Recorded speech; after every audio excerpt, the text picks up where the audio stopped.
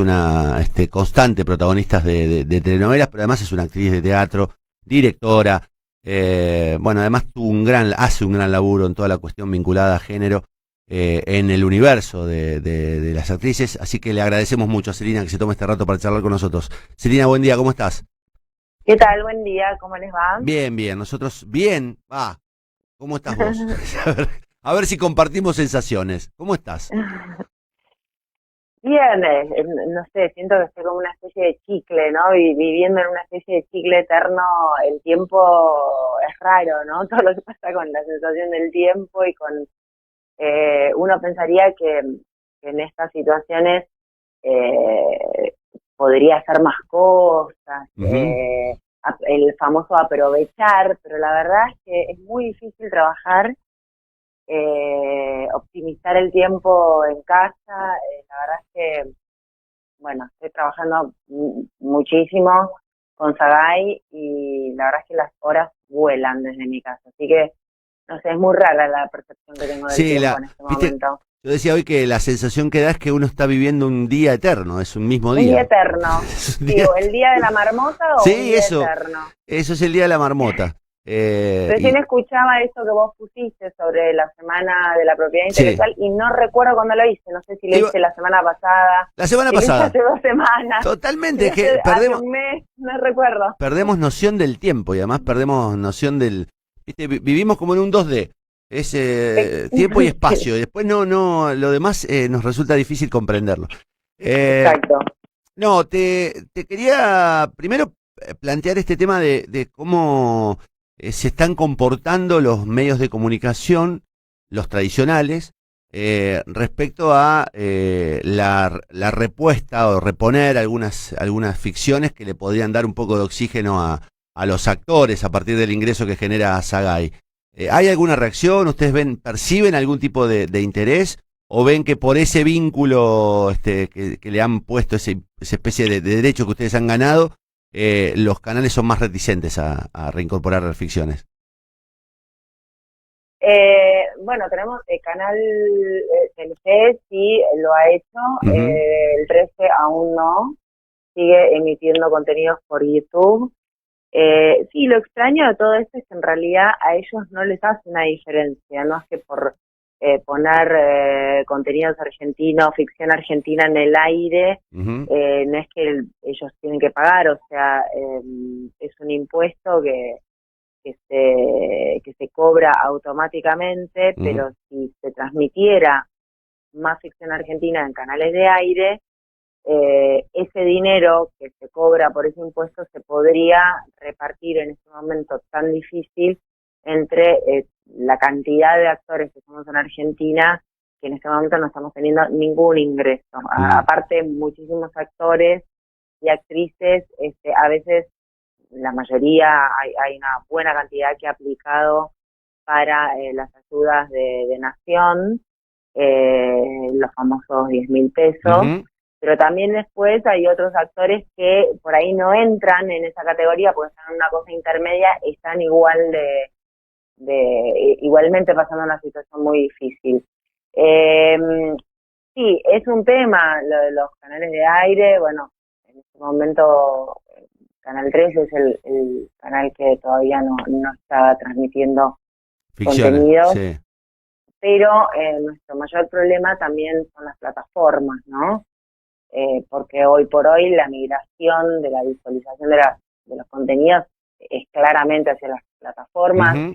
Canales de aire es una proporción que va disminuyendo con el tiempo, entonces digamos, es una batalla muy vigente en este momento, que Bueno, tenemos un antecedente muy auspicioso, que es la ley europea de hace un par de de años, Google, sí. en donde, claro, en donde ya se está pagando propiedad intelectual por la difusión de contenidos en plataformas, pero bueno, acá tenemos problemas con eso, la verdad que No, serios problemas. yo te digo, nosotros somos una radio multimedia digital y tenemos un problema permanente por los derechos de autor de música.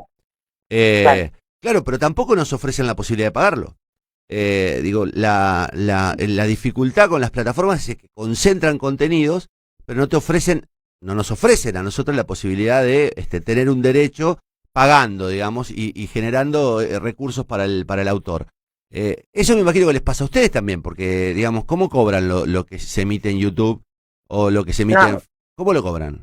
no se cobra Claro. directamente, no se cobra. Nosotros tenemos un juicio iniciado hacia YouTube ya hace varios años, estoy hablando de no sé, prácticamente 6 años, que bueno, o sea, va a avanzar en la medida, nosotros por lo que estamos abogando ahora, más allá de las acciones legales, es porque haya, digo, las acciones legales individuales, es que haya una ley marco sobre esto en Argentina. Uh-huh. Porque si no es muy difícil, o sea, eventualmente se puede hacer algunos avances, pero depende de la opinión de cada empresa. En el caso de que lográramos una ley que le dé marco a toda esta situación, ya esa discusión estaría saldada. Absolutamente. Pero además porque cualquiera de nosotros que toma la decisión de usar o de emitir un fragmento de una novela, de una película o de un tema musical, también estaría en la obligación de pagar. Porque me imagino que ese impuesto se traslada al que lo emite, al que lo reproduce, más allá de la responsabilidad propia de la plataforma, digamos que es una responsabilidad obvia. Pero Claro, digo, es un impuesto que no se paga individualmente, es uh-huh. un impuesto que se devenga automáticamente de la emisión total de cada plataforma. Pero bueno, en este momento es algo que no existe, por el momento no existe eso, así como existe en otros medios de difusión como son los canales, los cines, los hoteles, etcétera. Bueno, eso ustedes lo están viviendo con mucha angustia porque además están viviendo con mucha angustia una experiencia absolutamente inédita que es la parálisis de toda la actividad. No recuerdo un momento como este, porque me acuerdo del H1N1, pero que hubo, digamos, una reducción de la cantidad de público en los espectáculos o suspensión de una semana. Ustedes están viviendo una situación anormal total, digamos. No pueden hacer novelas, no pueden filmar, no pueden hacer teatro, no pueden ensayar. Es una situación dramática porque además son de los sectores que van a recibir muy tarde la rehabilitación. Exacto. Sí, bueno, lo dijiste vos con tus palabras, es exactamente eso que acabas de decir, refleja nuestra situación. Estamos como al final, ¿no? En toda la rueda de reactivación, entendemos que la cultura en general va quedando como para el final, excepto los sectores relacionados con la escritura, ¿no? Que Uh-huh. los guionistas, por ejemplo, lo que cuentan es que su vida no ha cambiado mucho en estas épocas de pandemia porque viven en pandemia, ellos Claro. viven como aislados mucho del mundo. Pero en nuestro caso sí, realmente dentro de lo que es la cultura, que la cultura en general es la que va a tardar más en reactivarse, todo lo que tiene que ver con la cercanía con otros, como puede ser un cine o un teatro, Uh-huh. es lo que más va a tardar. Los rodajes probablemente vuelvan de a poco, ya se estuvo hablando en algunos sectores, pero todavía esto no está como realmente revisado desde los sindicatos, también para garantizar la seguridad de los trabajadores, la posibilidad por ahí de arrancar con algunos rodajes de productos de publicidad o sesiones de fotos en ese sentido, pero con todo lo que tiene que ver con ficción, con el contacto con otras personas también. O sea, nosotros como actores a veces necesitamos una cercanía especial con nuestros compañeros a la hora de representar, Claro. como puede ser un beso, como puede ser una conversación, como puede ser un abrazo o llorar en el hombro de otra persona. En fin, hay un montón de situaciones No, que por no. ahí Con uno barbijo, puede pensar. con barbijo Sí, sí, sería un poco, digamos, sería realista con barbijo, pero sería un poco, nos quitaría un poco la concentración sobre el espectáculo. seguramente van a venir algunas ficciones nuevas Seguro. que incluyan barbijo, ¿no? Que tengan que ver con esa temática, pero ojalá, no sé, de acá a un tiempo los barbijos sean parte de un pasado extrañísimo, de un momento tan particular que nos está tocando vivir. quiero hacerte un par de preguntas sobre tu trabajo. Sí. Venías de hacer Pequeña Victoria, que era una novela muy cruzada por las nuevas temáticas sociales, digamos, por esta especie de revolución que estamos viviendo. En prime time discutir sobre la vida de los trans, de los vientres, eh, la sensación, vos, digamos, ya estás, mirá, estaba pensando que eras mucho más joven, pero no quiero delatar tu edad ni mucho menos, pero te hacía todavía más chica porque tengo el recuerdo casi de haberte visto debutar.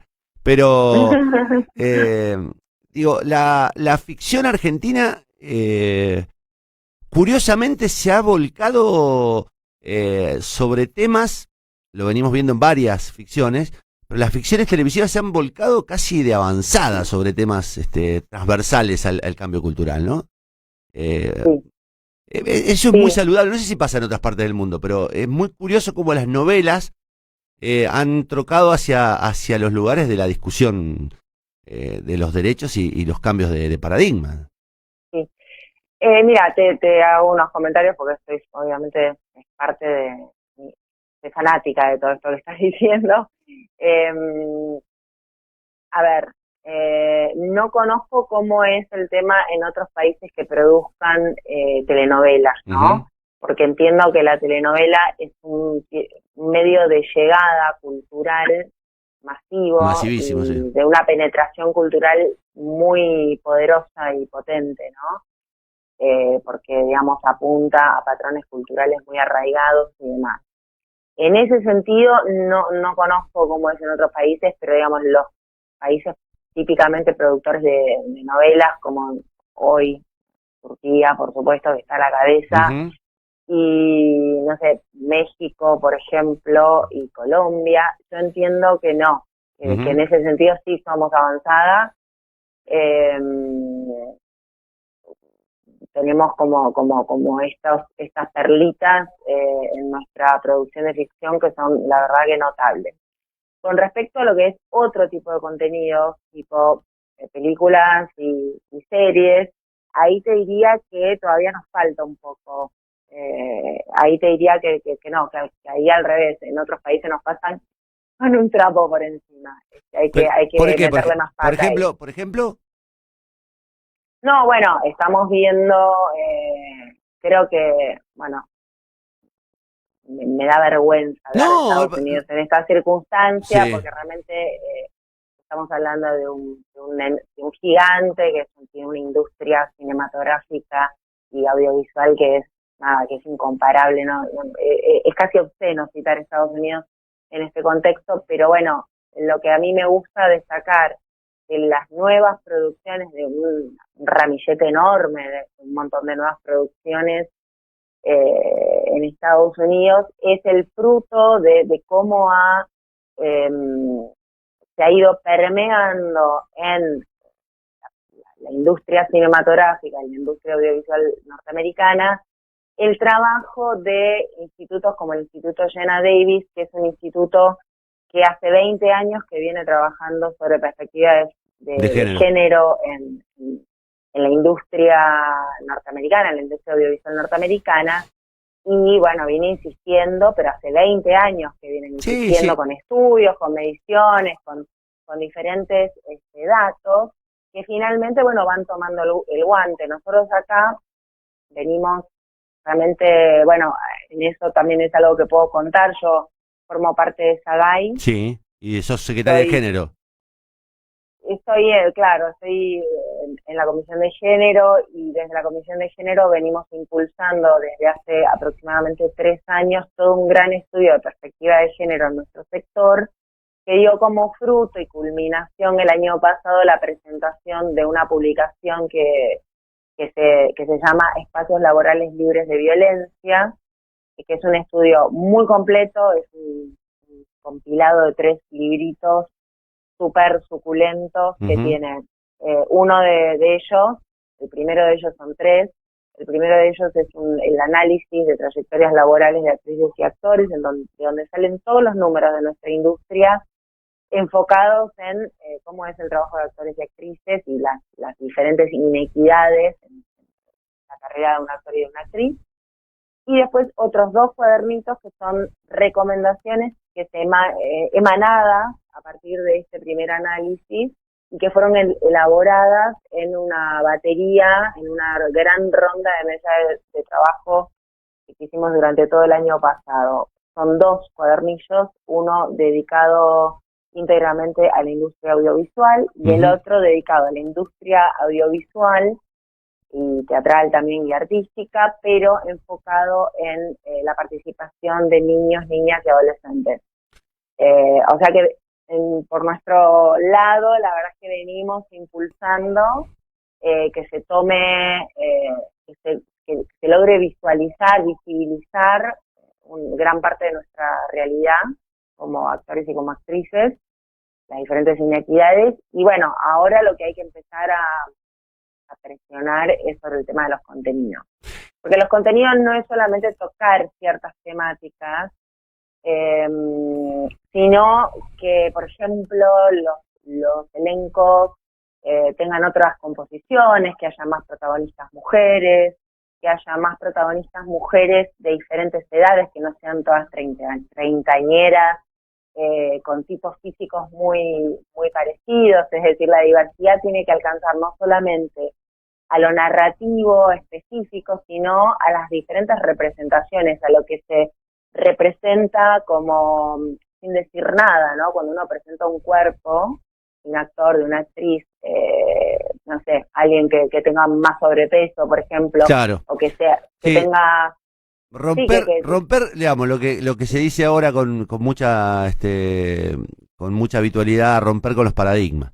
Romper con los paradigmas establecidos ahí en la estructura de las ficciones que generalmente, digamos, no terminan siendo un reflejo de lo que ocurre en la realidad. Y demostrar a mujeres reales, ¿no? Reales. Eso se ve más, o sea, nosotras, actrices, siempre decimos, lo venimos repitiendo, que por ejemplo, cuando te toca ser actor, puedes ser actor muchísimos años, estar como en la cresta de la ola muchísimos años, hasta los 60, 65, 70 inclusive. Si sos actriz, eso cuesta más, o sea, porque la cresta de la ola para una actriz es entre los 30 y los 40. Los 40 y ahí... Y después vas en picada y ya hay menos papeles, pero nosotros tenemos un montón de compañeros que no son ni galanes, y son muy talentosos y tienen una infinidad de posibilidades de poder trabajar y oportunidades y papeles muy diversos, con diferentes tipos físicos, con diferentes edades que les permite trabajar hasta, digamos, muy avanzada edad. En el caso de las actrices realmente es una tendencia mundial que en algunos países se está revirtiendo, pero en nuestro país no. O sea, a los 40 te caes del mapa. Después cuesta mucho. Sí. Volvés para ser, siempre te dicen, volvés para ser abuela. Para ser abuela a los 40, tal cual. Sí, no, volvés. Esas son las cosas sobre las que tenemos que seguir trabajando, ¿no? No solamente tocar desde lo narrativo ciertas temáticas, sino poder hablar de cualquier cosa, del mundo del fútbol, del mundo de las leyes, de la medicina, ¿verdad? Pero con una mayor representación de las mujeres, y entendiendo por representación no solamente que haya el famoso 50-50, sino que haya diferentes tipos de mujeres y de diversidades. Sí, y eso ahora estemos todos ahí reflejados. Sí, además estoy pensando que eso implica, digamos, también imprimirle al guionista eso, que le salga naturalmente, porque además hay una cuestión que en todo este cambio, yo tengo una compañera que hoy no está por problema de otitis, pero que digamos, que es muy feminista y que está haciendo un laburo fenomenal junto a un grupo de mujeres acá en Santa Fe, que digamos, que te discuten todo el tiempo, que a veces el hombre se siente todo el tiempo, nos sentimos todo el tiempo indagados y sometidos a la mirada, pero es cierto que no nos sale naturalmente un montón de cosas que deberían empezar a salirnos naturalmente y que terminamos forzando situaciones a partir de que entendemos que es políticamente correcto, pero es cierto que no está naturalizado y que la naturalización implica un largo proceso de adaptación y aprendizaje que yo creo que con un poco digamos, de esperanza las próximas generaciones de varones la tendrán. porque digo, yo veo que los chicos son diferentes, piensan diferente y que, digo, las próximas generaciones o la próxima, a ver, mis hijas adolescentes ni siquiera tienen una discusión sobre la igualdad indestructible del hombre y la mujer, ¿entendés? No se le cruza por la cabeza que exista un hecho de discriminación, no lo admiten, lo ven como antinatural, cuando nuestra generación, la mía, que es más o menos la tuya, nosotros tenemos una enorme dificultad todavía para aceptar los cambios, con naturalidad, digo, ¿eh? No es que no lo pensemos y no coincidamos. Es tema que de verdad nos quedan resabios muy, muy estructurales digamos, del mundo Seguro. machista. Pero Eh, bueno, la verdad es que a veces no se resuelve con fuerza de voluntad ni con buena onda. La verdad es que lo que tenemos que hacer entre todos es buscar, porque lo necesitamos nosotras también, es capacitarnos claro. permanentemente, es buscar espacios de capacitación, pedir capacitaciones para nuestros espacios. Nosotros, por ejemplo, para Sagay estamos en ese camino. Eh, el Estado tiene la obligación, a través de la ley Micaela, tiene la obligación de Ujú. hacerlo, pero después desde muchas empresas lo están haciendo porque no son tontos, porque también es algo que te conviene hacerlo porque te evitas un montón de problemas en otro sentido.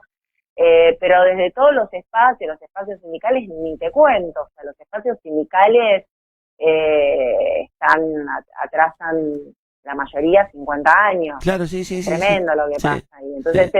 desde cada espacio hay que reclamar, pedir, buscar espacios de capacitación, que aprendamos entre todos. Los estereotipos no se desarman por fuerza de voluntad, hay que mirarlos, hay que desarmarlos, hay que revisarlos, hay que probar otras cosas, hay que imaginar juntos cómo sería, por ejemplo, te tiro, Un tip.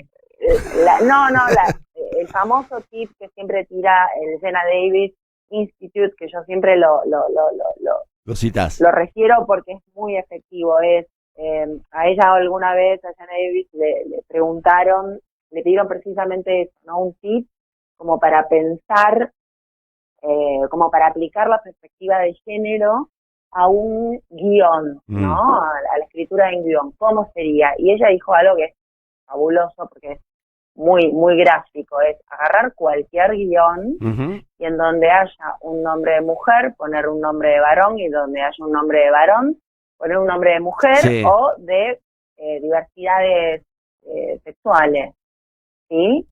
Y ahí se da vuelta. Y ahí te das cuenta que decís, bueno, qué sé yo, hay muchísimas ficciones argentinas, todas las ficciones carcelarias o futbolísticas o demás. Sí, sí, sí, Si vos sí. haces eso, se te abre un mundo nuevo.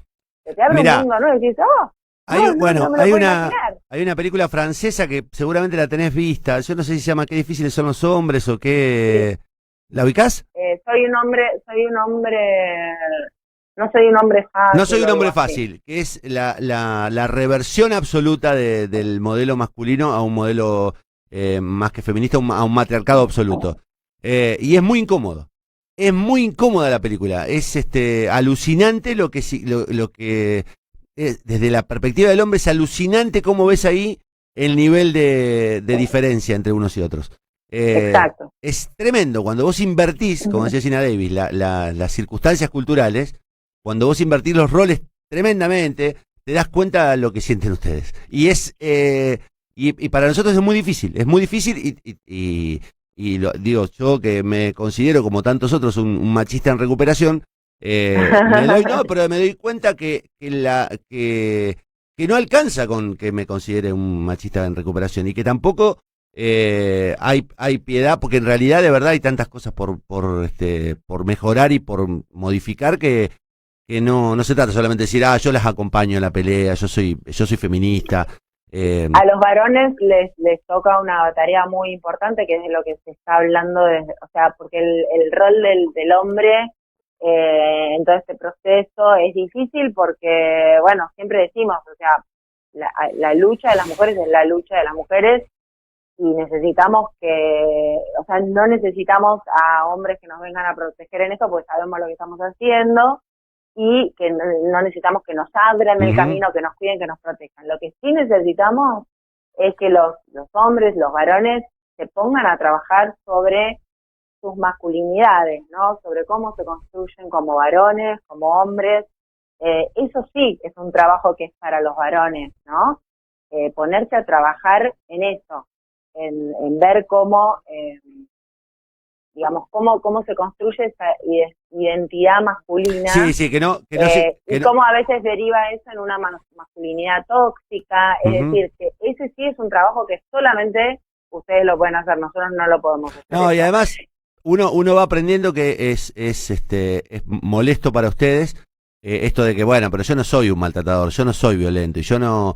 Bueno, pero no se trata de eso, hay una matriz que hay que cambiar y no y que nos incluye a todos, y a nosotros nos resulta muchas veces injusto que se nos cuestione, y bueno, y eso tiene que ver con que efectivamente hay razones de fondo. Pero bueno, este tema está bueno charlarlo porque vos además hiciste un informe muy serio sobre el impacto que tiene el machismo, el abuso de género en el mundo de la cultura. Han hecho un buen laburo, un muy buen laburo de fuerza y de representación de la situación general a partir de las actrices, que naturalmente tiene la conflictividad de los sectores que a veces extreman posiciones, pero bueno, no me corresponde a mí evaluarlo, es un tema que tienen que resolver ustedes, no me corresponde a mí como hombre. A mí, todo esto, te lo digo hoy después de haber tenido una larga pelea alguna vez, tratando de explicarle a una mujer que tenían que ser más tolerantes en algunas discusiones, y me costó mucho tiempo entender que yo no era quien para opinar lo que tenían que hacer las mujeres. Claro, no, es así. Es así, es difícil estar de este lado y entendemos que del otro lado también es difícil, pero lo importante para mí como mensaje es que los hombres, digamos, tienen una tarea muy importante que hacer. El problema es cuando tratan de hacer nuestra tarea, que no tienen que hacer nuestra tarea, que tienen que hacer su propia tarea, que es enorme, que es eso que te mencioné antes, ¿no? Revisar cómo se construyen como varones, revisar toda lo que pasa con la violencia entre varones, cómo se construye esa cosa del machismo a través del poder y de doblegar a otros, incluso a pares. Bueno, eso, ahí tiene un trabajo enorme que se las regalo, ¿eh? ¿Cómo? Se las regalo. No, y el problema más grave de los hombres es cuando te encontrás con hijas feministas, con hijas que te empiezan a cuestionar, digo, de verdad hay ahí así como tenemos la fortuna, vos y yo, de haber tenido una experiencia analógica, un mundo medio analógico, y tuvimos teléfonos fijos o teníamos vecinos a los que íbamos a hablar por teléfono. Algo que es imposible explicarle. Yo tengo un hijo de 9 años, imposible. No se lo puedo explicar. Es imposible, Por eso digo, así como tuvimos por una cuestión generacional la oportunidad de vivir con un pie en la analogía y otro pie en la cuestión virtual, para los padres, para los nuevos padres es muy difícil, digamos, aceptar que son nuestras hijas las que nos están enseñando a no ser lo que nosotros creíamos que debíamos ser como con nuestros padres como referencia. Y entonces digo, está bueno este mundo, es angustiante, es difícil, pero al mismo tiempo es un momento de cambio y de transformación que seguramente, ojalá, digo yo, cambie el mundo y lo vuelva un poco más justo. Es inevitable, es inevitable.